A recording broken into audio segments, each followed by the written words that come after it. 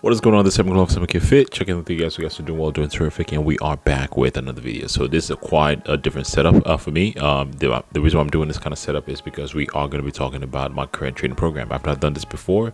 I just thought it's something that I want to bring you guys along, give you a little more insight into how maybe you can approach your training program, especially when it comes to fat loss phase. And I am currently in the fat loss phase right now. Well, more like a contest prep because we are competing for a show in the next 3 weeks as of the time of this recording. And as promised, I want to record a content for you guys, kind of just bring you guys along how I program my training and my workout training. Again, oftentimes a lot of people have the misconception that you are going to, yes, you should train fairly the same when it comes to your massing phase compared to your fat loss phase, because your goal is to make sure you are retaining as much lean tissue mass as possible, and you'll do that by making sure you keep your intensity. Of course, strength is going to dip down a little bit as you go further into the deficit or into a fat loss, but you want to make sure the intensity and the stimulus that's needed to signal the muscle to stick around is still there while you're training. So 3 weeks out, the paradigm that I'm going to be using is going to be 2-to-1 meaning we are going to be accumulating fatigue for 2 weeks, and we are going to be applying a deload in the back end, which is going to be our peak week. So you can hear a lot of paradigms like 5-to-1, 4-to-1 paradigm. Essentially, it's just saying you're training hard while potentiating or increasing intensity as you go through the training block, and you have your 1, which is a deload, or 2, maybe your 4-to-2. You're gonna have 2 deload and active recovery. You can always design your program that way. So without further ado, we're going to jump right into that. And again, the training app that I'm going to be using is going to be the RP training app. That's what I'll be using for the last few mesocycles, especially during this contest prep. And if you are interested, the link will be in the description, and you can also use my code SAMOK Fit, and that might help you save some money. So your support means a lot, so we can keep bringing content like this for you guys. And of course, the app is very intuitive. It's very smart. It kind of, if you want to take the guessing game out of the equation, this is the app for you. So without further ado, let's jump right into the training. So I've been talking to you, jump right into the training. Go from PC.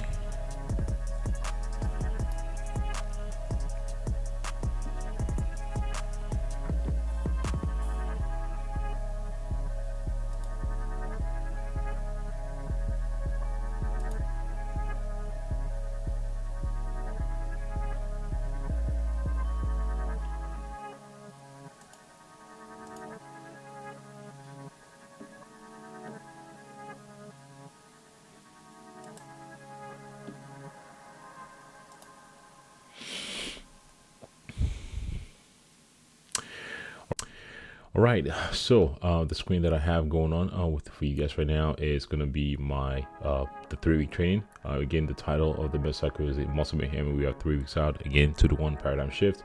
And this is the day 1. So I'm going to go back in the app. I already concluded day 1 today, which is day 1. My training starts on Sunday, and day 1 essentially is an upper body session with an emphasis on shoulder. The first movement that we have is going to be dumbbell press. Initially, I was doing a lot of bench press, but again, as you go further into a fat loss phase, your leverages might change. Maybe you're not as strong as you are due to not having a lot of fat supporting your joints. Just strength level might not just be there, so we are subbing. We're not benching for the next few weeks, not because benching is bad for you, just because leverage is not as good as they used to be when I had a lot of body fat and I had a lot of calories. So we are switching that to a dumbbell press instead of a flat bench press. Cable flies again allow us to train the the chest in a lengthened position, and then we are closing with a machine flies. Actually, I should make correction here. We actually swap this with a machine press, and then we jumped into a chest supported roll, which this has been a staple in the last few cycles, and I still get a lot of stimulus from it, and I still have a lot of mind muscle connection, and it gets chest supported compared to something like a barbell roll where my lower back might fatigue out. And again, this will allow me to actually keep the stimulus in my back, especially the longer you go into a fat loss phase. Again, leverages might just not be there compared to a barbell roll, for instance. So that's why we're doing chest supported roll. So I can take my lower back out of the equation, and I can just solely focus on my the particular muscle that I'm training. And then we're going with the pull down with upright torso to abs. These are the movements and the numbers that I did today. And then we finished with some free motion Y raises for delts. Delts is something that emphasis that I'm trying to focus on. The last few cycles, I've been training delts quite a bit. You follow me on Instagram, you know I've been training delts a lot, especially with Max at the gym. uh, and the free motion facing curls. And we did that today. I mean, money.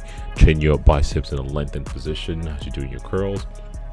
And we finished with tricep push down. Again, something about triceps for me, it's a very dominant part of my arm. So the volume on tricep throughout this men's cycle or the previous men's cycle has been lower, just because I don't really need all that much attention. Literally, I can get a solid pump in like 2 sets and I'm good. So jumping into what I'm going to be doing tomorrow, because at the time that I'm recording this, it's a Sunday. Day 2 typically starts with calves. Again, I'm starting with calves because if I put my calves at the back end of the workout, there's a chance I'm not going to do it.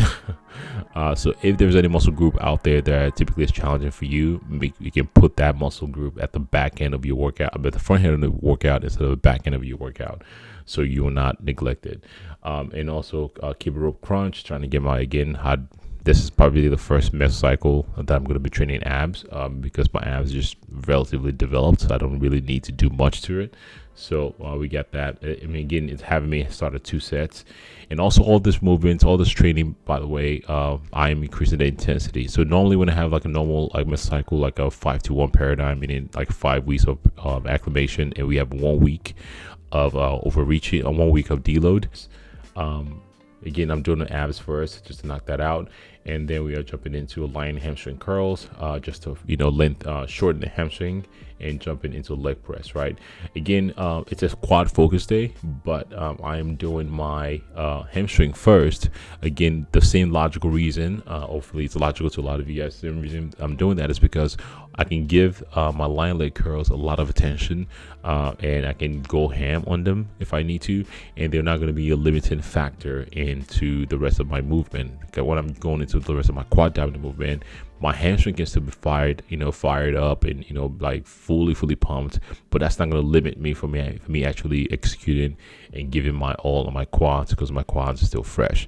And if I put that at the back end of the workout, okay, again, because it's a quad dominant day, quad might be tasking quite a bit, and that's going to be very hard for me to maintain my intensity, just because again I might just be fried. So that's why I put my lying leg curls on this for a lot of clients too. And also it's not uncommon for me to add, let's say, like a shoulder workout at the beginning of a back or at the beginning of a leg day, something like a lateral raises, for instance, just because again, if I do a shoulder workout, I can have a lot of energy to attack that shoulder workout, like a quick one movement just to get some volume in my training. But that's not going to take away from the main leg day that I want to do. So it's something you just you can think about there. So lying leg curls, jump straight into leg press. And the reason why I'm putting leg press in front of something what a lot of people might consider the main quad movement is, one, if you find a way, let's say, especially during the fat loss phase, you feel like the strength level is not really there on squat, something you can do, you can change the order of the movement. So quad leg press, for instance, will push a lot of blood into my quads.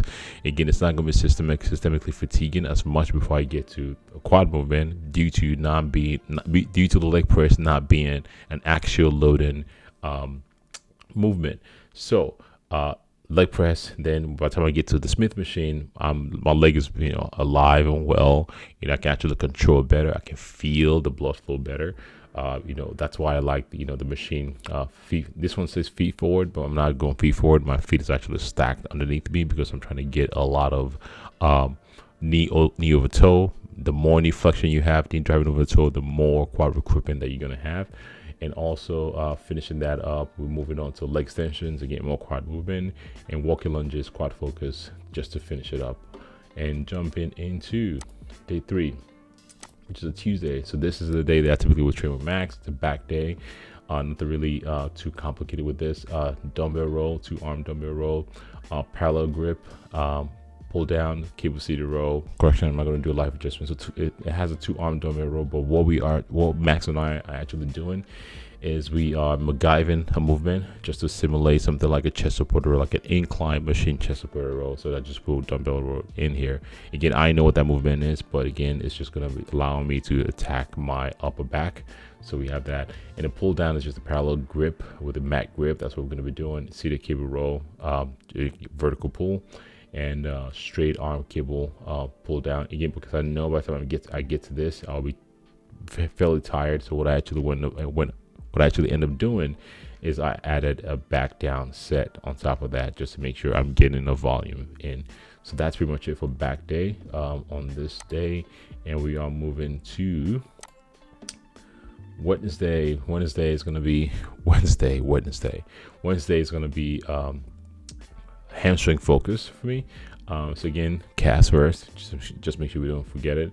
Kettlebell with slide planks, again, just to make sure my core is nice and engaged before I get into my movement.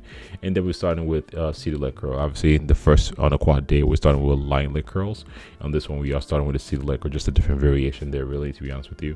And this one is recommended 1, of course, but I'm going to be adding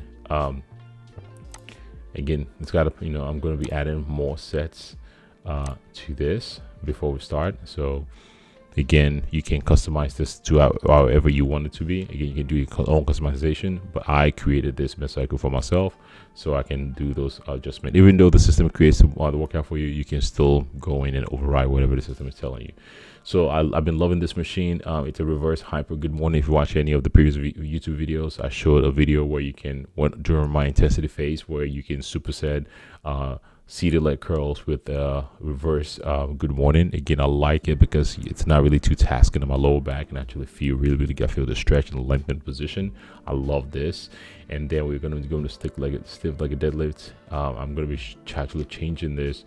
I'm going to be changing the order of this movement, by the way. The belt squat is going to come up here, and the stiff leg is going to come down here. So the stiff leg deadlift is going to be the pit shark deadlift that I'm going to be swapping this with. And I love the pit shark. Again, if you watch any of the previous video, I love it just because of the constant tension. You have another resistance that's pulling you against your own load, as opposed to gravity just taking the load from you. And I feel the constant tension there in the hamstring while you're doing the movement. It just feels a lot smoother. And I can actually have a good mind and muscle connection. I can still feel I can get stronger in that. That's why we're keeping that in.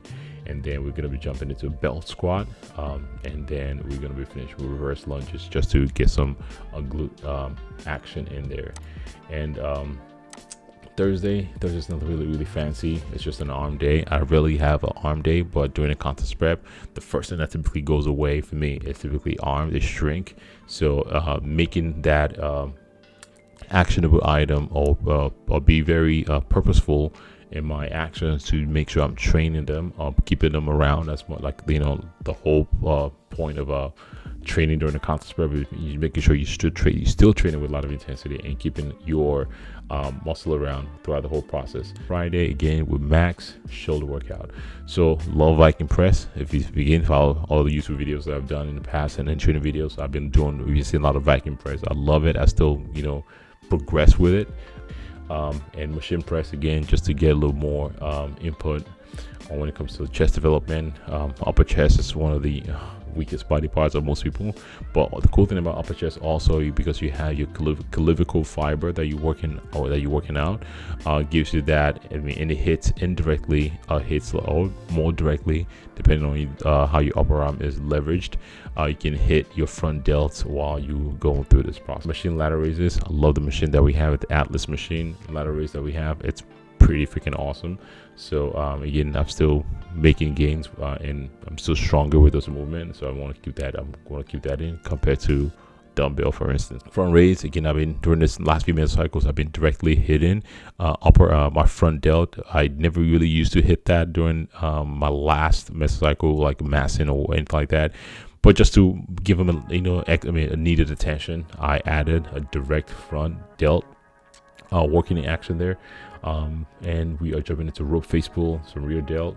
I'll focus in upright row just to finish it up. So that is essentially what my whole training is looking like. Hopefully you guys enjoy that video. That is going to be the conclusion of the video, and that is exactly what I'm going to be doing for the next 3 weeks. And just again, 2 weeks is going to be a week of just overreaching and making sure I am training super hard. I keep my intensity. So normally on a week 1 of training, I'm typically around RPE of like 7 or RIR of 3. RPE just means rate of perceived exertion, and RIR is reps in a tank. reps in reserve.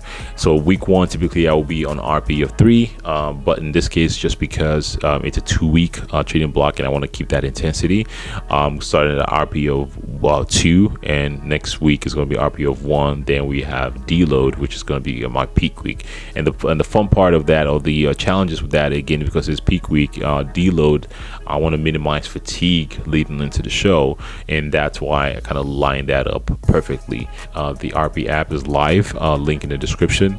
Tap in, and oftentimes all the questions that people have, like, oh my god, well, what should I do? Should I do a back off set? Should I do should I add more sets or more load?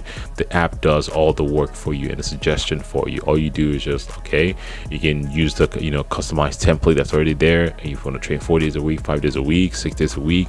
What body part you want to focus on? You want a full body routine, how many times a week you want to train that. It has the ability to create or curate all those training programs for you. Link in the description if you want to take the guessing game out of your training and actually get some gains in the gym and create some routine and process for yourself. Definitely hop on that. And that is going to be the video for you guys. And I'm not sure when this video is going to be coming out, but I hope it's going to be coming out soon. And whatever it's coming out, it might put us around maybe 2 weeks or so out from the show, but definitely video will be out before I step on stage. That is all I have for you guys. Hope you guys enjoyed the video. If you do, give the video a thumbs up, comment below, let me know what you like about the video, and I will see you guys on the next one. Peace.